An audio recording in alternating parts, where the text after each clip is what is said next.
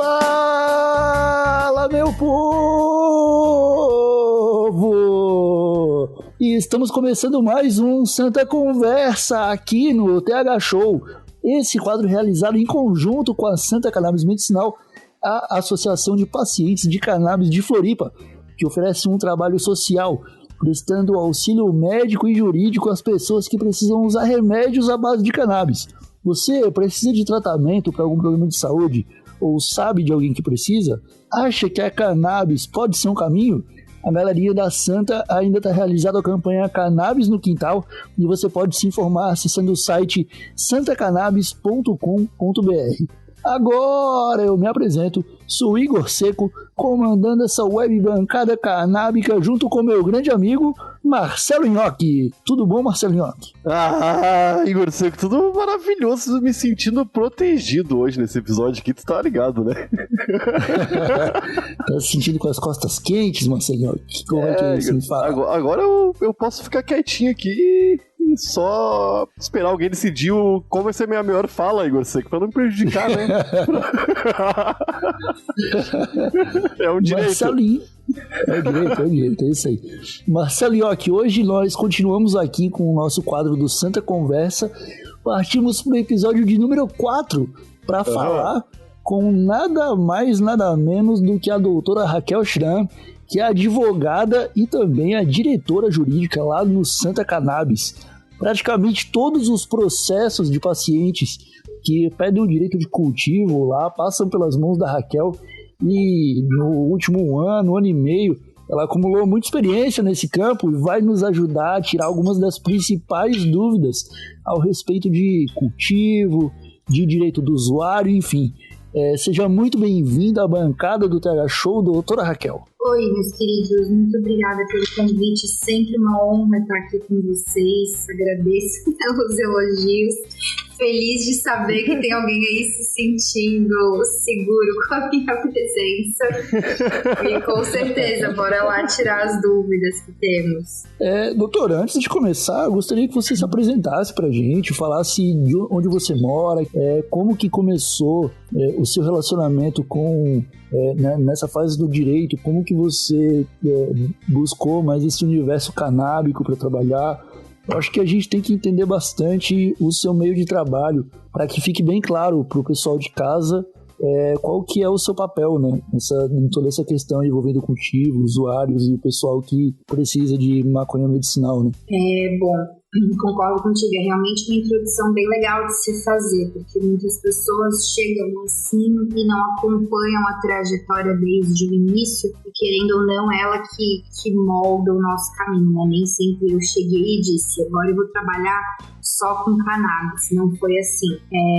Eu, desde a faculdade, na verdade, eu cheguei na faculdade com um pensamento bem padrão de que maconheiro é lesado, maconheiro é isso, é aquilo, bandido bom, bandido morto, aquelas coisas que o senso comum repete, que hoje em dia chega até a me dar um negócio ruim de escutar. Mas sim, a própria faculdade me fez desenvolver um raciocínio crítico e até de empatia com as pessoas, né? E eu tive uma paixão assim muito grande pelo direito penal, pelo processo penal, pelo estudo da criminologia, sociologia, antropologia. Isso sempre me moveu e aí, com base nisso, eu comecei a estudar o porquê das coisas, né? O porquê da criminalização das drogas, o que isso acarretava, de um ponto, assim, um pensamento um pouco mais crítico, né? Que eu acho que é o bem importante, foi o ponto de partida, né, para mim. E aí, em 2013, eu tive a oportunidade de ir para Brasília, eu estava escrevendo meu TCC, ainda meio perdida sobre o tema. Tive a oportunidade de ir a Brasília no primeiro Congresso Internacional sobre Drogas, que foi feito pelo Renato Malcher na época, se não me engano, não lembro se tinha mais alguém, mas eu recordo dele, onde eu também conheci o Emílio, que é da Reforma e tal. Então foi um momento, assim, foi um marco muito grande para mim, tanto como advogada que seria, quanto para minha própria faculdade, conclusão de curso, que eu pude elaborar um TCC bem interessante. E aí a profissão me levou para esse lado da advocacia criminal e tudo mais, até por ser uma área de maior interesse. Né? E foi assim que eu comecei a adentrar no mundo canábico, né? querendo ou não, muitos usuários são presos como traficantes hoje em dia. Então, meus primeiros clientes foram usuários de maconha que tinham sido encarcerados por tráfico. E aí, com o tempo, fui me envolvendo cada vez mais, tanto com a Rede Reforma, né, por meio do Emílio. Eu acho que eu tô na Reforma já deve fazer uns 5 anos, mais ou menos. Fiz a minha pós-graduação em Ciências Criminais, né? Sou especialista em Ciências Criminais. Faço parte aqui em Floripa do Conselho da Comunidade, que é um órgão da execução penal que auxilia os presos, as famílias, fiscaliza, né, as penitenciárias. Faço parte também das comissões de Direito Penal e Advocacia Criminal e de Assuntos Prisionais da OAB, então estou bem no meio, assim, do olho do furacão, vamos dizer. Uhum. E aí a Santa Cannabis surgiu no início de 2019 como um grude, vamos dizer assim, para tudo aquilo que eu vinha fazendo profissionalmente. Veio como um propósito maior, assim, é um trabalho que é voluntário, né, não é um trabalho remunerado, mas é um trabalho que eu faço com todo o meu coração, porque realmente parece que trouxe a minha profissão, a advocacia criminal e tudo mais, um norte, né, porque quantos pacientes de cannabis que eu atendi que tinham sido processados por tráfico, vocês não fazem ideia. Então é isso, mais ou menos. Você falou que você ajuda a fazer a fiscalização dos presídios aqui em Floripa. Isso. E você deve ter um contato bem mais próximo com os presos e tal. E eu gostaria de saber de você, assim, olhando os números de hoje, pessoas presas por tráfico são realmente a grande maioria das prisões, e eu queria estender um pouco essa pergunta. Sei lá, quando alguém é pego com uma pequena quantidade de maconha, por exemplo, o Nhoque foi pego com 25 gramas, de que forma ele pode começar a se defender desde o momento em que ele é abordado pelo policial? Existe alguma indicação que o direito pode dar para ele se proteger e não ser mal interpretado, talvez? Vamos até por partes, vamos lá.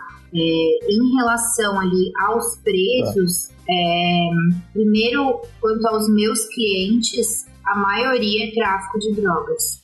E, num segundo momento, quanto à massa carcerária de fato, assim, eu não vou ter o dado exato para te passar agora, mas com certeza as prisões por tráfico, se não estão na metade, nos 50% ali dos presos, os homens, né, os presos masculinos, porque as mulheres é bem mais do que a metade. É tipo coisa de 65%, 70% das mulheres são encarceradas por tráfico, né? E quanto à segunda pergunta que tu fizesse, quando o usuário de droga é pego com uma determinada quantidade, tem alguma forma que ele possa agir, alguma coisa que ele possa falar que ajudaria ele, né, nesse sentido, para não ser preso por tráfico, isso é uma situação bem sensitiva, um pouco complicada, porque o artigo 28 da Lei de Drogas, que é o artigo que dispõe sobre o usuário, deixa claro no parágrafo 2º que para determinar se aquela droga apreendida se destinava ao consumo pessoal,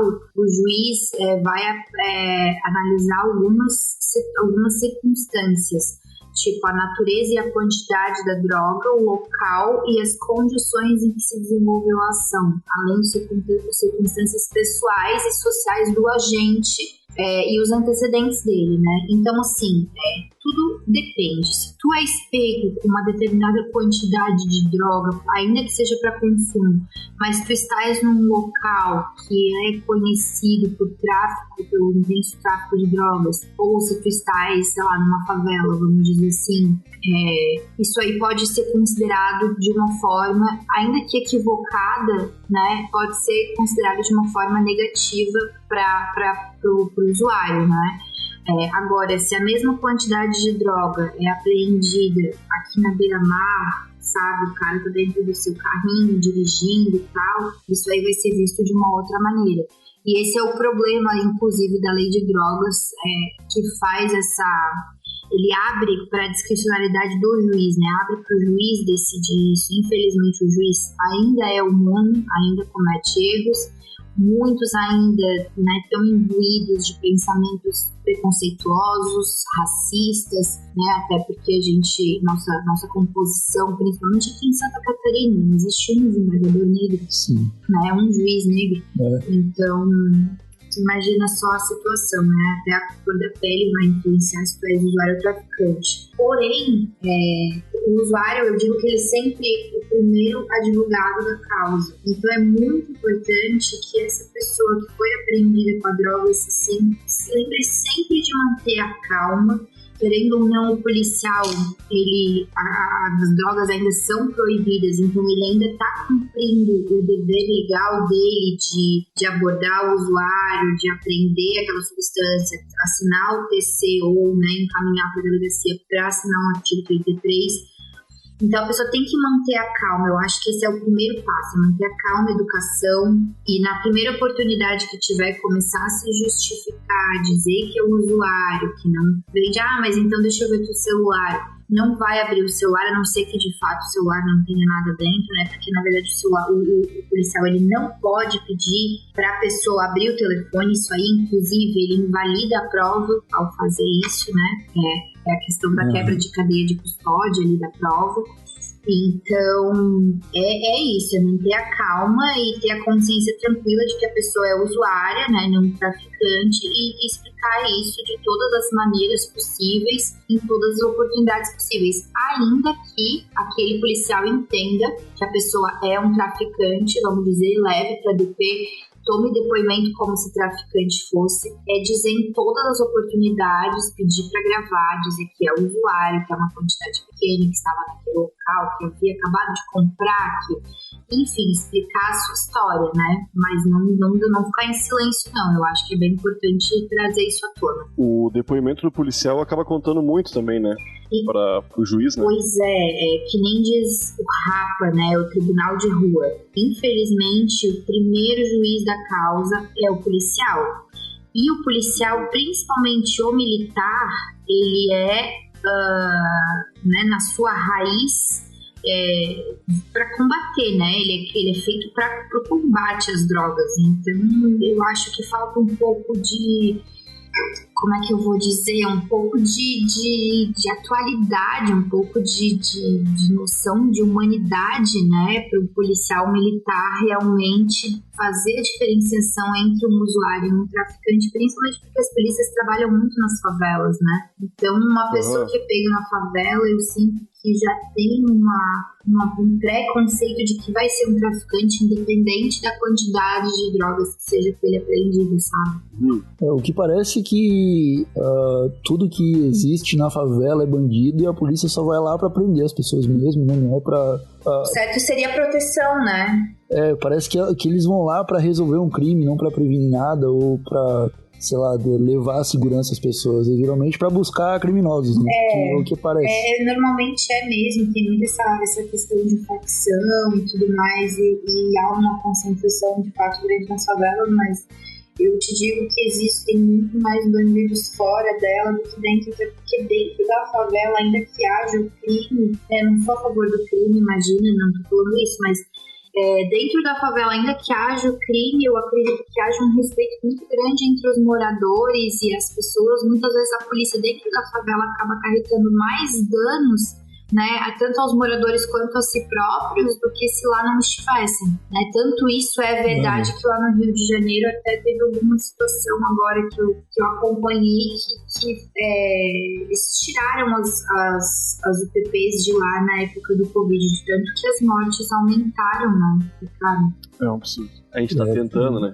É preciso uma reforma política aí, né? Policial, militar. E o pessoal não entende isso aí, né? Sempre quando essa tecla é acionada, acredita-se que quer acabar com a polícia. Eu sou bem a favor, eu sou bem a favor de desmilitarizar a polícia. Bem a favor de ficar só a polícia civil e uma coisa mais inteligente, menos soldadinho, sabe? Menos soldado, mais inteligente, porque daí...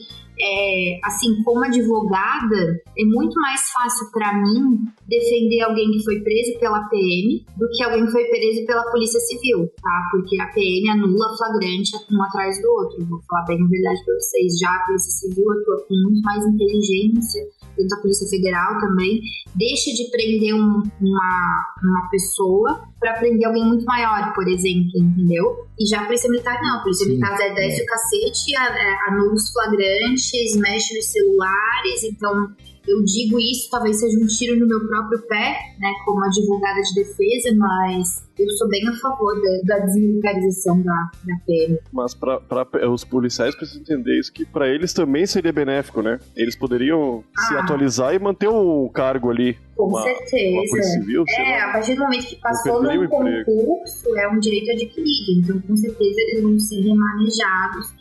Provavelmente vão passar por uma reciclagem intensa, porque as pessoas que de fato entram para a PM, acho que sofrem uma grande lavagem cerebral ali, até para conseguir acreditar na própria instituição que é, né? E eu vejo que seria muito mais benéfico, sim, para os policiais se houvesse uma outra mentalidade, porque, gente, a polícia do Brasil é a que mais mata e a que mais morre. Então, querendo ou não, eu vejo que muitos deles realmente estão ali de coração, acreditando no que estão fazendo, né? E não dá pra dizer que todos os policiais são bandidos, todos são milicianos, todos roubam e tal, mas os bons acabam pagando pelos ruins, né? Como em tudo. E eu vejo que realmente eles são linha de frente, né, gente, de uma guerra infinita, de, enfim, trocentas coisas. Em vez de propriamente proteger a população, como é na teoria, eles acabam colocando o militarismo, a instituição acima de tudo e prejudicando tanto a si quanto a própria população, assim, né, uma opinião minha. Eu acho que é o que a gente vê mesmo. É a vontade de servir e proteger tão acima de tudo que você acaba colocando todo mundo em risco para servir e proteger. Mas, bom, vamos mudar de assunto, porque senão a gente vai ficar aqui falando da Polícia Militar e não é bem a ideia desse episódio, porque tem muita gente nos escutando que quer entender um pouco mais sobre o direito ao cultivo de maconha medicinal, né? Porque a gente tem uma legislação no Brasil que é limitante demais e uma coisa muitas vezes acaba esbarrando na outra. Nós gravamos um Santa Cannabis com a Raquel numa série Direito de Plantar, eu e o Marcos Bruno, e naquele episódio a gente contou a história, por exemplo, do Ivan, se eu não me engano, que ele conta a história de que ele estava produzindo óleo para medicar a filha dele com autismo, e a filha dele tem 16 anos e estava evoluindo super bem com o tratamento, só que ele fazia esse tratamento usando prensado, e aí um dia ele comprou umas gramas a mais de prensado, se não me engano foi meio quilo, né, 500 gramas, para fazer uma quantidade maior de óleo. A polícia invadiu a casa dele, prendeu ele como traficante, fez o cara passar uma noite na cadeia e interrompeu o tratamento da filha dele, e virou uma história mirabolante, assim, uma história que devia ser de revolução num tratamento, de magia no tratamento, uma parada bonita, uma parada divina, acabou virando mais um caso de polícia desses que nos deixa cada vez mais tristes, né? Eu queria perguntar para Raquel, trazendo esse caso, trazendo esse exemplo, como você vê, Raquel, a evolução do direito de cultivo no Brasil? A gente vê toda semana as pessoas conseguindo habeas corpus. Eu já vi gente que conseguiu por depressão, gente que conseguiu por enxaqueca, um pessoal que conseguiu por uns casos mais pesados mesmo, como autismo, epilepsia, mas em lugares como Santa Catarina ou Rio Grande do Sul, parece que esse caminho do direito está travado ainda e que a gente não vê nenhuma evolução, né? Eu queria saber de você, Raquel, se você acha que aos poucos o Brasil inteiro está abrindo esse caminho, se está ficando mais fácil conseguir habeas corpus para cultivo medicinal, ou se ainda existem diversos obstáculos, se vai ser mais difícil isso em alguns lugares do Brasil, como Santa Catarina, Como que você vê isso? Dê um resumo, uma visão um pouco geral que você tem. Vamos lá. Olha, de uns anos para cá, de 3 anos para cá principalmente, o número de HC para cultivo de pacientes, né, está crescendo muito. Foi um boom, a gente já está beirando o número 100. Se tudo der certo, o de Santa Catarina primeiro vai ser o número 100. A gente já impetrou um HC aqui, já tem um HC impetrado nesse sentido, mas eu percebo que não há conhecimento por parte dos julgadores de entender o que está sendo dito ali naquele HC. Eu sinto que eles se excluem de julgar, entende? Então eu realmente acho que aqui em Santa Catarina, particularmente, tem uma maior resistência, sim, tem um maior preconceito, sim, com a cannabis. Inclusive, eu tive a certeza absoluta disso umas 2 semanas atrás. Eu fiz uma sustentação oral de um habeas corpus de um pedido de um cliente que foi sendo acusado de tráfico, que foi pego com uma plantação, um número um pouco elevado aí de plantas, né? E o desembargador falou para mim: doutora, a gente está acostumado a receber pedidos aqui com 30 pés, 50 pés, e ainda assim a gente não tem preso. A senhora está falando de 800 pés, é outra história, não sei o que.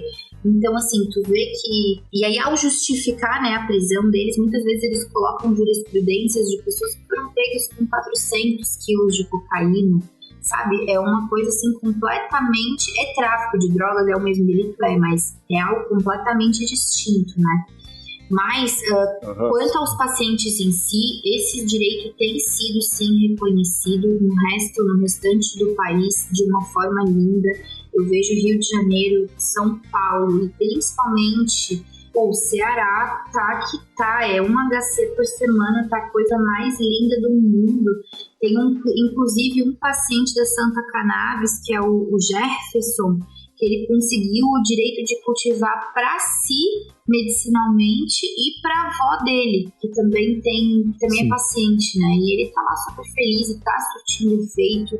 O resultado, né, do uso da cannabis, tanto para ele quanto para a avó, então é uma alegria muito grande. Então tem de fato essa evolução, né? Tem, mas infelizmente ainda tem muito entrave, porque há muito preconceito e falta de conhecimento quanto à cannabis em si. É isso que eu percebo. Doutora, e qual a diferença do habeas corpus individual para um habeas corpus coletivo, como esses que as associações de pacientes costumam pedir? Sim, bom, o habeas corpus individual, ele é o meio pelo qual o paciente obtém o salvo-conduto, né, que é a autorização para que ele cultive para si próprio com fins medicinais. O habeas corpus coletivo, na verdade, ele funcionaria para uma associação, como eu percebo assim, como a ação civil pública, né? Que foi o que a Santa Cannabis impetrou, inclusive aqui na Justiça Federal, para pedir autorização de cultivo para todos os pacientes, né? A partir do momento que tu tens um motivo relevante, né, e que tu tem várias pessoas que dependem daquilo ali para viverem, tu tem essa possibilidade, né, de entrar com essa ação civil pública para que, então, tu consiga dar a essas pessoas esse direito de uma forma segura também, sem prejudicar legalmente a associação, né? Sim, entendi. E como que funciona mais ou menos o habeas corpus individual? Ele é mais num sistema de prevenção, né? Não é algo... O individual ele é o seguinte, né? A pessoa tem diversos requisitos, né? Não é tão simples. E aí é que mora o problema. Porque o que acontece? O habeas corpus, ele é um remédio constitucional que qualquer pessoa pode impetrar. Ou seja, se tu, Igor, quiser impetrar um habeas corpus amanhã, ele pode impetrar. Ele não precisa ser advogado para impetrar, certo? E aí o que acontece? Tem muitas pessoas, inclusive advogados, que não têm conhecimento técnico na área do direito da cannabis, né, e que não estão tão aprofundados no assunto, porque tu imagina, você até um juiz, um desembargador, um promotor de justiça, tem dificuldade em julgar, ainda cometem erros. Imagina uma pessoa que não conhece de fato, né, o meio.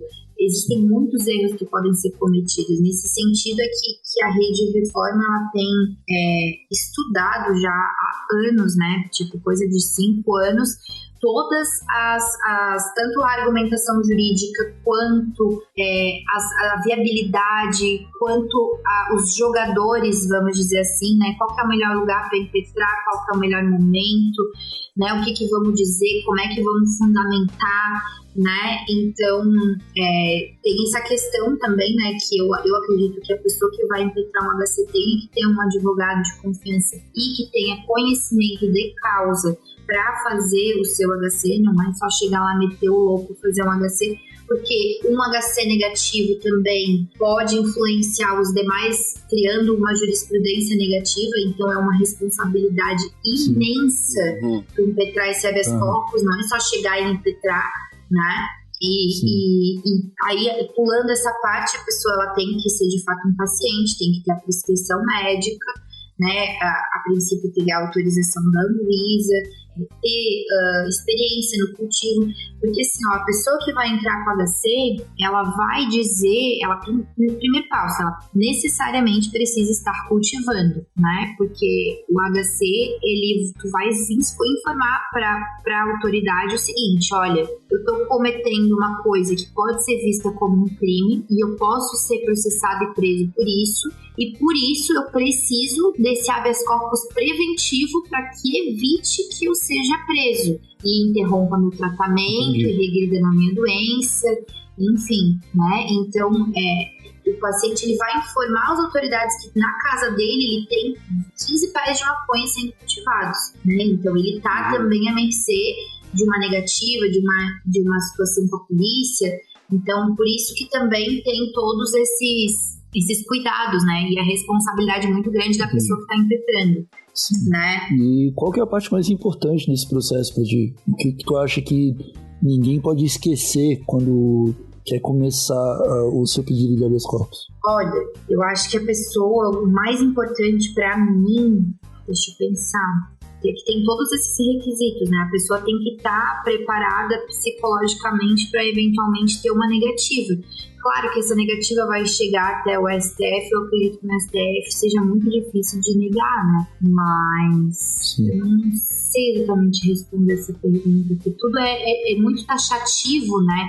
Não tem como dizer uma coisa mais importante, uma menos, é tudo importante. A pessoa precisa cultivar, você já está produzindo remédio, os laudos médicos são muito importantes, tipo, o médico precisa relatar que a pessoa já está cultivando, já está usando o remédio que ele mesmo produz e está fazendo efeito, né? Precisa de um histórico médico, não é só chegar lá no médico, pegar a receita e amanhã eu vou entrar com o meu HC. Não tem como, né? É tudo um histórico que é construído. Mas, doutora, se o paciente tem a prescrição para o uso de CBD e o remédio é caro, né? Como é importado, né? É complicado aqui no Brasil ter acesso a isso sem gastar uma pequena fortuna, né? E mesmo sem o habeas corpus, esse paciente decide plantar. Essa prescrição não pode servir como uma defesa jurídica, mesmo que não exista nenhum pedido de habeas corpus? Pode. Claro, ela não vai ter tanto respaldo quanto, né, o salvo-conduto, porque o salvo-conduto ele realmente te exime de uma cadeia, né? Agora, para o advogado de defesa que vai defender a pessoa que foi presa e que já tinha autorização, já é meio caminho andado. Por exemplo, o Ivan, ele foi solto na audiência de custódia no dia seguinte, justamente por deixar bem claro para a juíza que a filha era doente, que ele tinha aquilo para a filha e tal. E a juíza foi muito humana e soltou ele, mas não é todo juiz que solta, né? E assim, de fato, esse medicamento é muito caro. Eu sou paciente de cannabis medicinal e eu fiz um orçamento para mim de 2 medicamentos que eu tenho que tomar mensalmente, né, do importado, e deu para mim durante um ano R$120 mil o meu tratamento.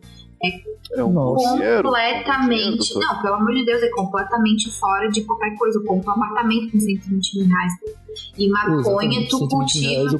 Exato, maconha tu cultiva jogando a semente na terra, né? Então, eu particularmente não cultivo, né? E por enquanto não vou cultivar, mas é só para vocês terem uma base de quanto custa um tratamento importado e de como o cultivo acaba se tornando muito mais barato e tão efetivo quanto, né? A terra dá uma semente, terra e água e luz dá um pouquinho menos, 120 mil por mês. Dá um pouquinho menos, né? Tá louco.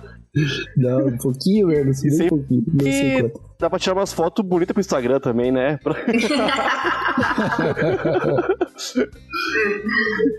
Raquel, numa possível regularização medicinal de cannabis no Brasil, vamos dizer que, sei lá, deu uma louca no nosso querido presidente, eu falei querido com todo o meu coração, e ele foi lá e falou assim, maconha medicinal agora tá liberado. O que o usuário recreativo poderia esperar disso? Será que talvez essa quantidade de habeas corpus que vem surgindo no Brasil possa tornar mais branda a aplicação da lei para o usuário de cannabis? Olha, Igor, isso é bem complicado e varia muito, porque existe a possibilidade, por exemplo, de regulamentar o uso da cannabis medicinal, né, de uma forma um pouco mais aberta, vamos dizer assim, né? E aí, em contrapartida, aumentar a repressão muito em cima do usuário, em cima do traficante, por exemplo, né? Eu acho, assim, que a regularização da cannabis no Brasil com fins medicinais, ela vem ocorrendo a passos tímidos, né? Justamente porque existe muito esse medo de que as pessoas cultivem, o THC, as pessoas não sabem que o THC também é medicinal, né? Eu escuto muito pessoal falando que só o canabidiol, só o CBD e não sei o que, e não é assim, né? O THC também tem o seu potencial medicinal. Na verdade, a planta inteira como um todo, ela é medicinal, né? Que é o full spectrum, né? Que se fala, é o melhor óleo de maconha que tem. Todo o resto é isolado, é feito em laboratório, já tem uma outra pegada, mas eu acho assim que os usuários recreativos, eles vão ter que observar se de fato eles são só usuários recreativos ou se eles também são pacientes medicinais. Eu acho que esse é o ponto, porque existem muitos usuários de maconha que se julgam recreativos, mas que na verdade são medicinais, usam no final do dia, depois de um dia inteiro de trabalho, fuma um baseado e aquilo ali relaxa a pessoa, ele come melhor, assiste um filme, dorme melhor. Isso pra mim é maconha medicinal. Isso pra mim não é maconha recreativa, sabe? Eu só uso dessa forma, doutor. Então. Eu uso loucura isso. Pra mim é só isso aí. Pra mim, eu acho que isso é um uso medicinal da cannabis, entende? Agora, se tu és o cara que vai sair pra ir pra festa e aí tu só vai fumar porque tu tá na festa pra ficar doidão, sei lá o que. Enfim, aí pode ser que tu seja só um usuário recreativo. E aí não sei exatamente como que poderia, não consigo nem imaginar esse panorama, porque eu não gosto, vou falar bem a verdade pra vocês, eu não curto muito essa separação do usuário medicinal e do usuário recreativo. Tem que haver, porque tem muita criança, tem questão, né, tem idosos, e a gente vê o uso medicinal e tal, e a gente entende que o uso recreativo também é um pouco diferenciado. Mas eu percebo que muito usuário recreativo é também paciente medicinal, entende? Então eu acho que acaba se confundindo um pouco esse...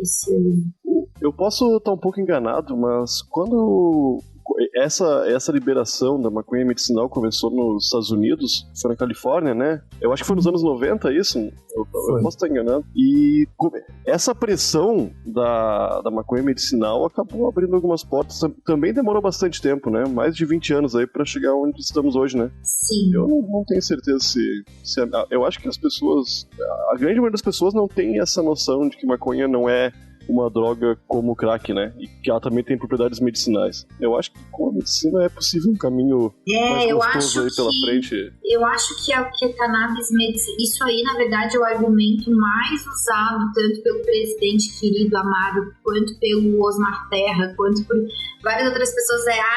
Não rola liberar o cultivo para o paciente medicinal, porque senão daqui a pouco todo mundo vai estar cultivando e o usuário recreativo e não sei o que. Então, assim, é um assunto. Então, é um assunto bem delicado, né? Não, as nossas crianças, meu Deus, como se hoje em dia, com o negócio proibido, as crianças não tivessem acesso nenhum. Tá proibido, não tem acesso. Dá pra ver certinho que tá dando certo, né? Então, é complicado, assim. Não, o Brasil é um exemplo de guerra às drogas. Esse país, meu Deus, é toda semana umas 8 toneladas de maconha presa. Então, eu nunca vi disso. Eu nunca vi disso. Eu vejo a polícia se gabando, porque foi apreendida tantas toneladas de maconha. No outro dia foi apreendido tantas toneladas, blá blá blá. A maior apreensão de maconha, de blá blá blá. Gente, isso aí é o retrato da falência da guerra às drogas, porque se tivesse dando certo, não aumentava, né, a apreensão. É como se tivesse um encarregado por... Eu tenho umas analogias que às vezes funcionam, às vezes não, doutora. Então eu tô criando agora essa analogia aí.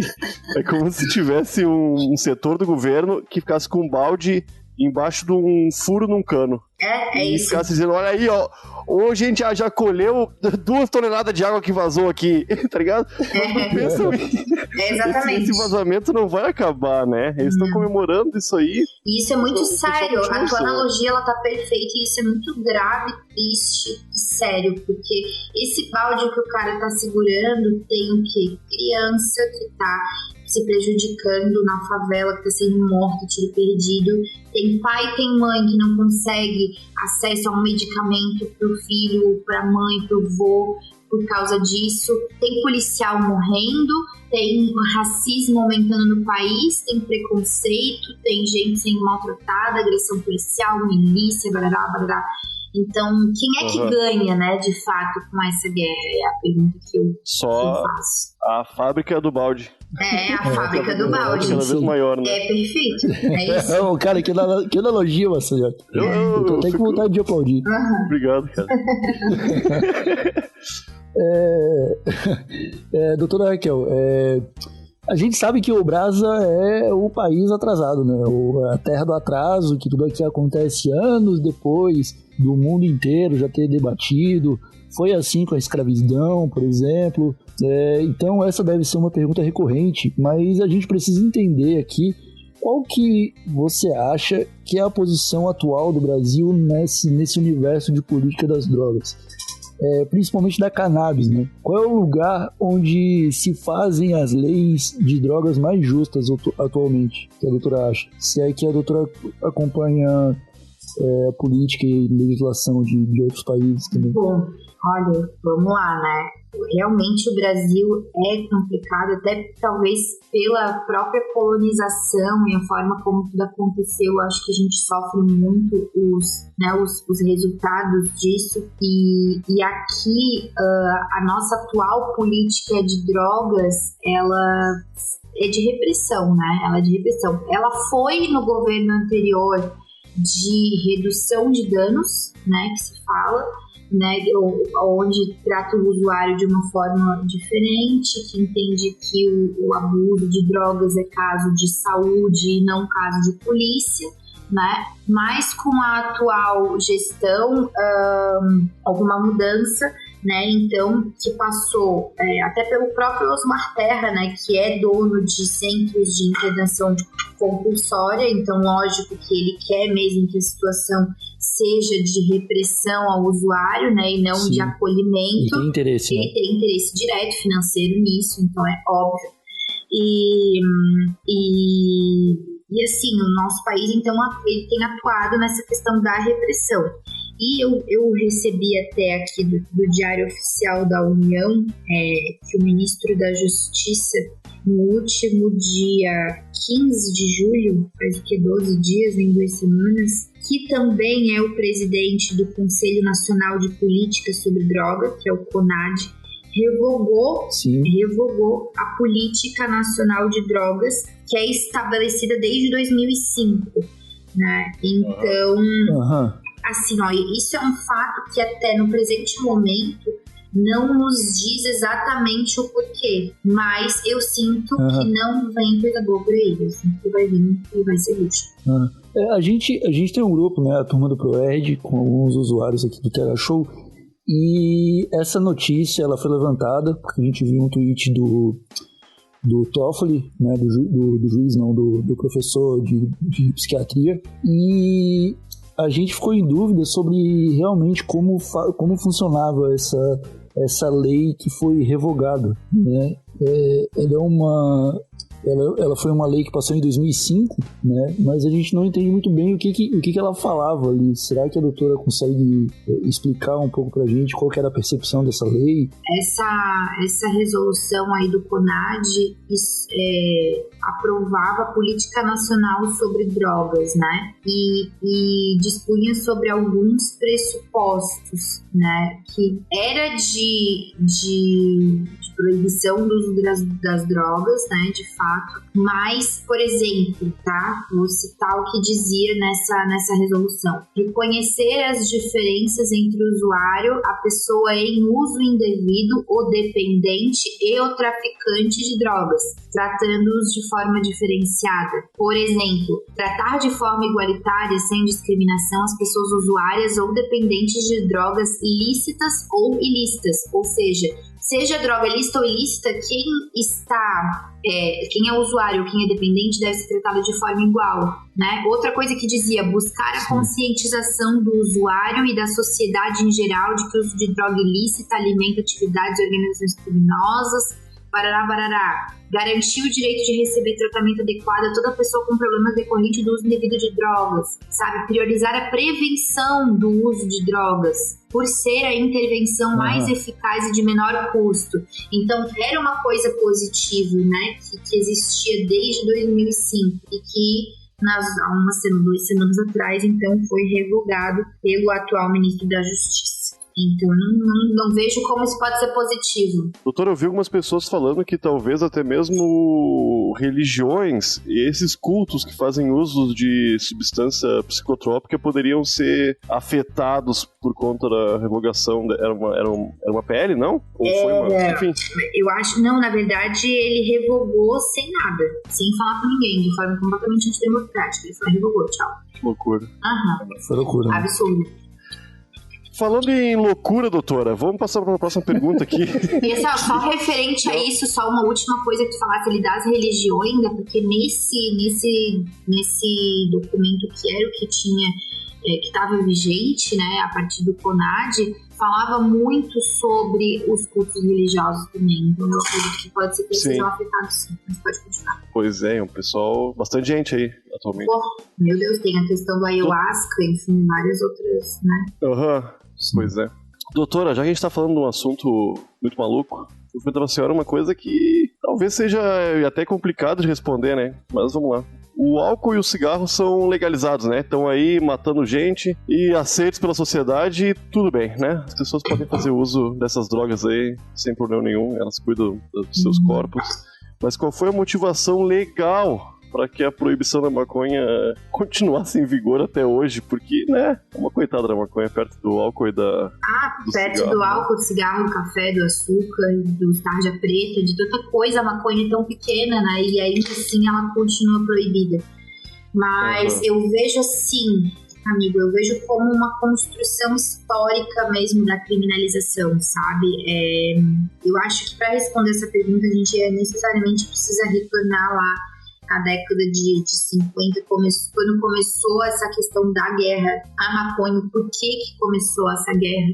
Que de fato não foi por causa da substância e sim por causa das pessoas que faziam uso, de onde ela vinha, né? A maconha, ela tem origem africana, então os negros usavam, os mexicanos usavam nos Estados Unidos, né? E a sociedade branca, burguesa, rica, tinha muito esse racismo, preconceito e tudo mais. Então, e muito pelo contrário, né, de uma outra forma, o tabaco era super influenciado, eles bebiam suas, né, bebidas alcoólicas, fumavam seus cigarros e tal. Então, eu acho que essa construção histórica de criminalização da maconha foi algo feito com tanta força, né, aquelas propagandas que passavam nos Estados Unidos contra o uso de maconha, que mostravam as pessoas se suicidando, pessoas fazendo coisas que jamais fariam sóbrias. quando a gente sabe que não é assim, né? É muito mais fácil tu beber uma garrafa inteira de vodka. Se tu não morrer, tu vai fazer muita merda, isso é um fato. Agora, se tu fumar um baseado inteiro, se tu fumar 1 quilo de maconha, tu não vai morrer e tu não vai fazer nada. Provavelmente tu vai babar em cima de ti mesmo e dormir, entendeu? Então, mas não é isso que eles vendem. Eles vendem a maconha como uma substância super nociva e tal. E isso foi tão vendido, tão repetido tantas vezes, que isso entrou na cabeça das pessoas, que hoje em dia são as pessoas que fazem essas leis, né? Então, tem essa questão, tem uma pegada também do interesse da indústria farmacêutica de não liberar a maconha. Por quê? Porque é uma substância natural que eles não podem patentear, não se pode patentear uma substância que se encontra na natureza, né? Uma planta. Então, por isso até que eles fazem essas... isolar o CBD, isolar o THC, porque daí tudo bem, eles podem criar fórmulas e vender isso. Agora, a substância full spectrum, que é aquela que o nosso organismo tem um sistema endocannabinoide receptor maravilhoso, que tudo flui num equilíbrio lindo, isso eles não podem. Então tem a indústria farmacêutica, que é a maior indústria atualmente, né, que ganha com isso. Tem a indústria bélica, que ganha com a guerra às drogas, que é... Nossa, tem a questão de política mesmo, de tu criar um inimigo pra tu combater esse inimigo, dizer, tô aqui fazendo meu trabalho, eu sou o cara, vota em mim, entende? Então também tem essa questão, né, que é um pouco psicossocial, sei lá. Só politicagem. Né? A guerra é importante, né? O fim dela não. Exatamente. Não é. Muita gente fala de que assim, ninguém tá preparado pra liberar a maconha. Porque tem que ter um não sei o que antes. Aí eu pergunto, mas alguém algum dia esteve preparado para proibir a maconha? Porque todo mundo usava, do nada começou a aumentar um monte de gente presa, e os negros, o racismo e o estigma do usuário.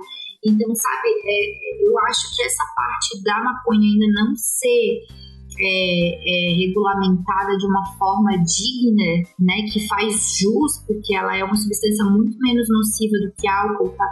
Enfim, tabaco, gente, do que o açúcar, como eu falei, o açúcar refinado é o fim, né, mais viciante do que cocaína. Então, eu acho que é muito interesse político e econômico que realmente trava, sabe? É o dinheiro, né, gente? É o dinheiro. O maldito dinheiro. O que você falou ali sobre as pessoas repetirem tanto abre aspas, malefícios da maconha, fecha aspas, meio que é o que a gente entende como pós-verdade, né? Você repete tanto uma mentira, que as pessoas passam a acreditar nela. Exato. E isso influencia gerações. E se tu não se questionar, tu vai continuar repetindo isso pro resto da vida. E quantas pessoas vão questionar isso? Sabe, com tanta coisa pra fazer, ninguém questiona até a hora que tu precisa dela. Tem que acabar esse negócio de achismo, né? Eu fico indignado, a gente tá no século XXI e preso a tanto dogma que não faz sentido. Poxa vida. Deixa eu ir pra próxima pergunta aqui, antes que o Inoki fique bravo, que não quero ver o Inoki bravo nesse episódio. Tá. Obrigado, Igor. Doutora Raquel, vamos dizer, tá, que eu tô fumando um baseadinho na minha casa, né? Todos sabemos aqui que a maconha queimada, principalmente o prensado, deixa um cheiro muito característico, né? E aí vamos dizer que um policial estava passando na rua, ele sentiu esse cheiro e, né, ele é treinado junto com um monte de cão farejador, ele descobriu que está saindo da minha casa e aí ele quer me prender por causa disso. Até onde vai o poder desse policial numa abordagem por causa de maconha? Ele pode entrar na minha casa porque tá saindo cheiro da minha casa? Olha, Igor, eu vou te falar bem a verdade, tá? Primeiro, se tu estiver fumando skunk, ele vai perceber bem mais. Eu quero começar por aí, porque o skunk tem um cheiro bem mais forte que o prensado.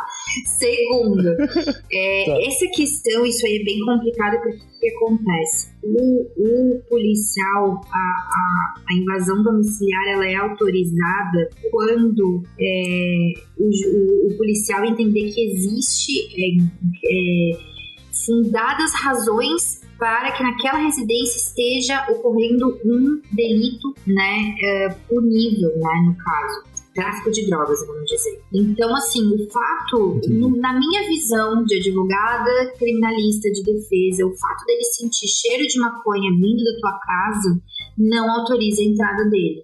No entanto, a gente sabe que a prática é a seguinte, na verdade não precisa nem ter o cheiro, eles entram se eles quiserem e depois eles justificam que tinha cheiro ou que tinha intenso movimento de pessoas e para validar aquele flagrante que eles em tese fizeram, né? Porque eles podem ser responsabilizados, né, tanto administrativamente como civil, como criminalmente pelas atitudes, ou seja, pela invasão domiciliar.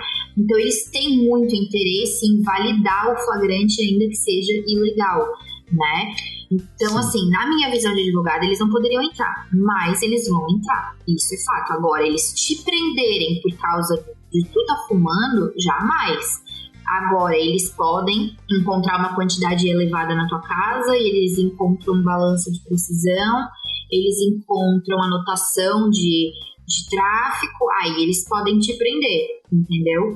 Agora, se não tiver mais nada e eles não forem policiais corruptos que vão forjar um flagrante pra ti, eles não têm por que te prender por tu estares fumando na tua casa. Inclusive, sendo o domicílio, né, um asilo inviolável, né, e sendo o teu direito constitucionalmente garantido, o da vida privada, né, e da forma de tu escolher a tua forma de tratamento de saúde e tudo mais, tu estás, na verdade, no teu mais absoluto direito. O melhor lugar que tu poderia escolher para fumar maconha seria a tua própria casa. Essa é a minha visão. Entendi.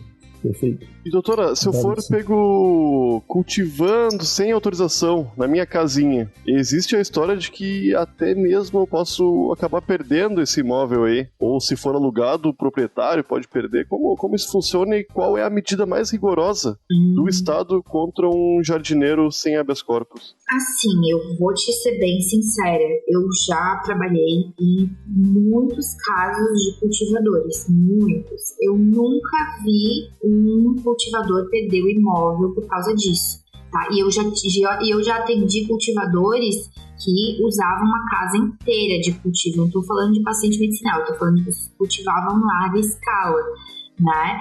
E não perderam o imóvel, tá? Agora, por exemplo, tinha carro estacionado na casa, perdeu o veículo.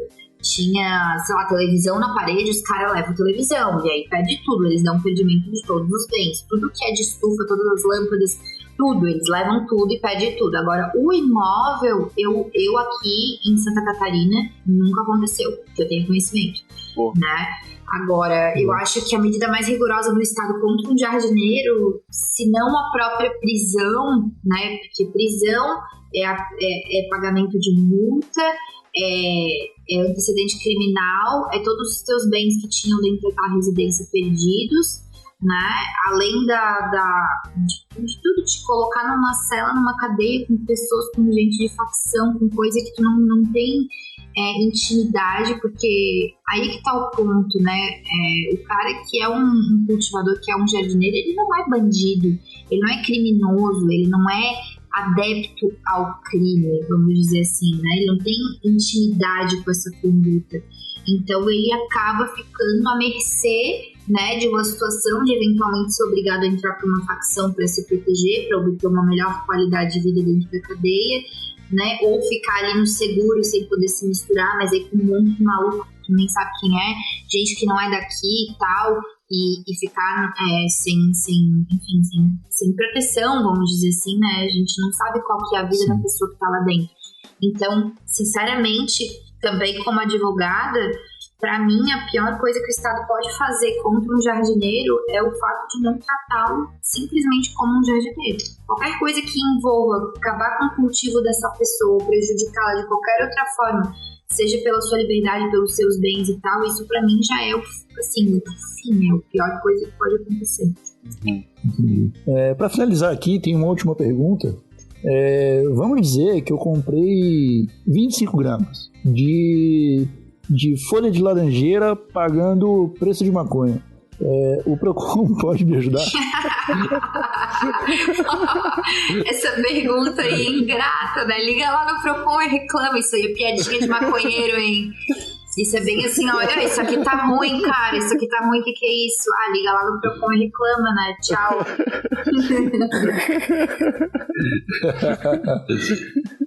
Então tá bom. Na verdade, eu tenho mais uma pergunta aqui. Mas só um OBS. Quanto a isso, tá? Eu acho o seguinte, tu tem que saber de quem tu tá comprando. Se vier folha de laranjeira, tu já liga e fala, amigão, cancela isso aí, devolve meu dinheiro, eu sou dessas. Excelente. Última pergunta então, agora sério. Doutora Raquel, agora a gente tá encerrando esse episódio, eu gostaria que você pudesse nos dar um panorama geral, assim, o que você acredita que vai ser da cannabis no Brasil, se você acha que a gente esqueceu alguma coisa, se tem algum assunto que você gostaria de falar para os nossos ouvintes. A bancada está aberta, por favor, nos fale, nos agracie com sua sabedoria. Ai, gente, vamos lá. O que eu acho da cannabis medicinal no Brasil? Ou da cannabis, vamos dizer, sabe uma coisa que eu penso muito? É que tem muita gente que interpreta essa parte das associações e dos pacientes e dos habeas corpus para os pacientes como se fosse algo separatista dos usuários, né? E diz que essa luta por causa dessa parte medicinal, os usuários que estão de fato na frente da luta para a legalização da maconha no Brasil há muito tempo, eu diria até mais tempo que os pacientes medicinais, né? Que vem aí das marchas da maconha e tal. Muitas dessas pessoas têm essa visão de dizer que o uso medicinal veio para separar e tal. E eu acho isso de uma extrema ignorância, no sentido de ignorar mesmo, né? No sentido de não conseguir enxergar, não diminuir o ego a ponto de conseguir enxergar que a luta é uma só, né? A cannabis é full spectrum, o negócio é uma luta só, né? E eu penso assim, por exemplo, como usuária recreativa de maconha, se tem uma velhinha que pode fazer o uso medicinal, eu colocaria o uso dessa velhinha com Parkinson na frente do meu uso recreativo, eu, Raquel, né? Então eu acho que se o uso medicinal ele pode vir para dar uma desmistificação para a planta, né, para pegar aquelas pessoas que não vão na marcha da maconha gritar que maconha é uma delícia, mas que iriam na frente, sei lá, do Congresso Nacional, dizer, olha, se eu não usar esse óleo aqui eu vou morrer, e fazer com que essas pessoas se unam à luta, eu acho que é uma coisa que agrega muito mais e que tem muito mais a unir, inclusive para os usuários recreativos, do que de fato como algumas pessoas tendem a querer dizer que o usuário recreativo veio antes e que o uso medicinal veio para não sei o que do bababá, e sabe diminuir os habeas corpus, que para mim é tipo nitidamente assim, a coisa mais... O melhor caminho é um caminho de luta, tá? Não é um caminho fácil, é um caminho que tu vê... A gente tem milhões de pessoas no Brasil, existem menos de 100 autorizados a cultivar. Então é passinho de formiguinha mesmo, é uma coisa que... Mas que é algo que não foi feito em anos, né? E que tá sendo feito agora por meio dos pacientes. Então, se eu puder, né, humildemente, deixar aqui um recado, alguma coisa, é para que não se prolifere esse tipo de discurso separatista, né, e que sim, esses usuários recreativos se unam pelo uso medicinal, porque eu acredito que no final das contas a planta é uma só, a luta é uma só, e eu acho que vai vir de uma forma positiva para todos, né, ao final. Essa é a minha visão. Excelente. Eu acho que o Nhoque concorda com essa visão, eu concordo muito com essa visão, de que a maconha ela precisa começar a ser regularizada por algum lugar, e se for pelo medicinal, sem sombra de dúvidas, o passo mais importante a ser dado, porque, né, enquanto a gente está aqui, eu e o Nhoque como recreativos, né, um pouco mais no medicinal, enquanto a gente está aqui falando de maconha recreativa, tem criança de 6 meses, 1 ano de vida, que está tendo 40 convulsões por dia, que sem dúvida teria uma qualidade de vida se tivesse acesso a essa planta, né? A gente não pode colocar o nosso lazer acima da saúde das outras pessoas, né? E entender que é um processo, né? Tem passos e passos. A gente regulariza hoje o medicinal para depois num futuro próximo, colher o recreativo. Eu acho que eu acho que desmistifica mesmo o uso da maconha, porque as pessoas realmente veem aquela planta do diabo, abre aspas. As pessoas repetem isso, né? Então eu acho que o uso medicinal, até do próprio THC, que vem como se fosse um vilão, e toda a oportunidade que eu tenho de dizer que o THC ele não é um vilão, ele é medicinal, ele atua, maravilhosamente para dor crônica. Eu sei porque eu sou paciente de dor crônica e eu uso THC para minha dor crônica, né? E é de tirar com a mão o negócio, é de outro mundo. Então, eu queria... Essa é a situação, é unir a cannabis numa coisa só, porque a luta é uma só, e parar com esses discursos separatistas, sabe? De que, não é, o medicinal não existe, isso aí é tudo, sei lá, invenção e tal. Não é, isso é uma luta, ela é muito legítima, né? E ela é linda demais, apesar de ser triste muitas vezes e muito difícil, mas é uma coisa necessária, né? E realmente é muito, muito linda a caminhada. Mas é irado, o Igor, tu, o pessoal da Santa Cannabis, todo mundo que tá envolvido conosco nesse grande projeto que é tudo que a gente tá fazendo, tá indo pelo caminho mais difícil mesmo, mas o caminho certo, né? Pra conseguir uma mudança, né? Não tem outro caminho, não tem outra forma. Se tivesse outro caminho, eu acho que ele já teria sido trilhado, porque a luta pela legalização da maconha no Brasil ela não é de hoje, ela é antiga, gente. Tem personagens que estão aí há 10, 15, 20 anos, né, na linha de frente, lutando, e ainda bem por essas pessoas, porque eles deram a cara a tapa, eles apanharam de polícia, eles lutaram, entende? Eles sofreram a violência muito nas marchas e tal, né? Mas se isso por si só surtisse muito efeito, a gente veria os efeitos hoje em dia. E o que o medicinal tá fazendo nunca foi feito antes, né? Então eu não vejo por que não tratar essa caminhada, essa luta como algo legítimo, né? E sim querer desmerecer esse movimento que eu acho, não consigo entender de fato por que aconteceria isso, sabe? Eu nem sabia que havia essa galera separatista aí que...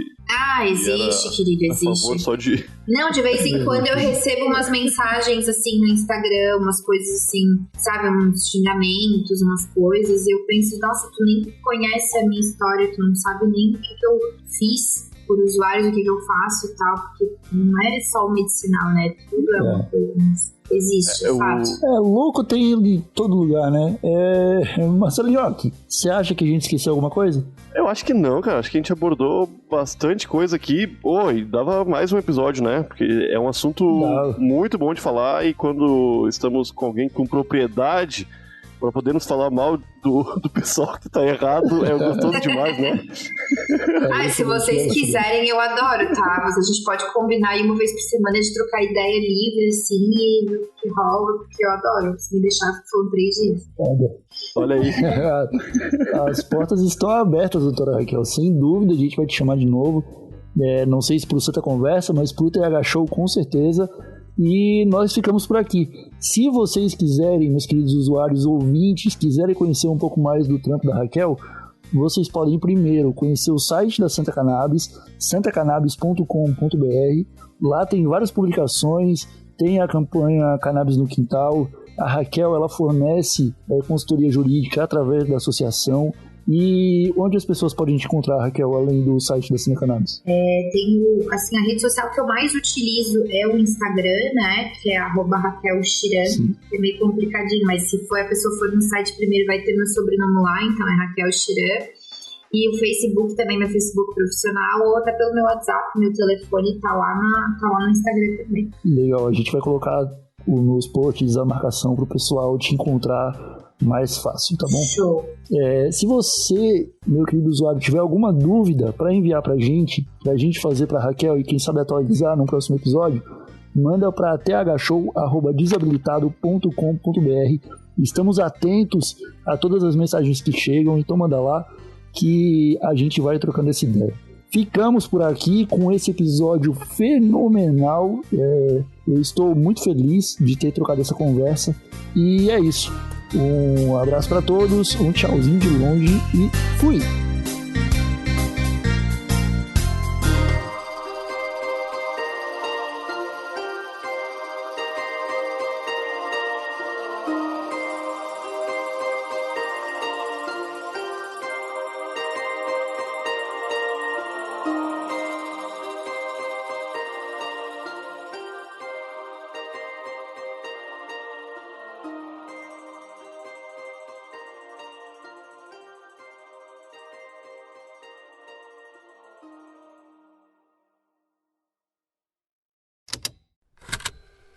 Estalo Podcasts.